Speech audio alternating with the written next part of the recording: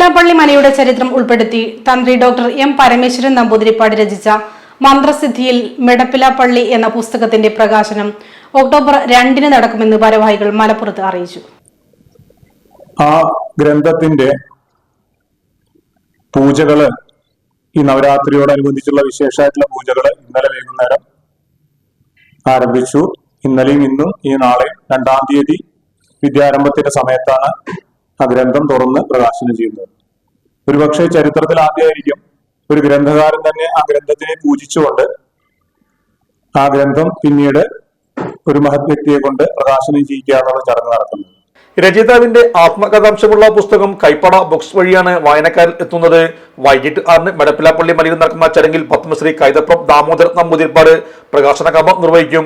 സംഘാടക സമിതി chairperson M Girija അധ്യക്ഷയായിരിക്കും. മെടപ്പിലാപ്പള്ളി മനയുടെ വെബ്സൈറ്റ് ഉദ്ഘാടനം Kottakkal Aryasala managing trustee doctor PM Warrier നിർവഹിക്കും.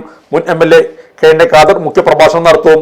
പുടയൂർ ജയനാരായണൻ, പ്രൊഫസർ കിടങ്ങഴി സുബ്രഹ്മണ്യൻ നമ്പൂതിരിപ്പാട്, കാണിപ്പയ്യൂർ കൃഷ്ണൻ നമ്പൂതിരിപ്പാട്, KMS ഭട്ടതിരിപ്പാട്, കൂട്ടിലങ്ങാടി ഗ്രാമപഞ്ചായത്ത് president Majeed, ward member VK Jamal, Ramesh Vattikkavil, UC Jisha, advocate KM Suresh, Mozhikkunnam ഗ്രാമോത്തം നമ്പൂതിരിപ്പാട്, അഡ്വക്കേറ്റ് ഏറിയാൻ ഉണ്ണികൃഷ്ണൻ എന്നിവർ സംസാരിക്കും.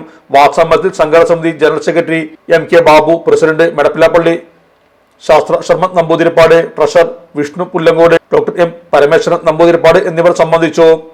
Sahara Golden Diamonds, Kottappadi, Malappuram. Phone 9744 912 916.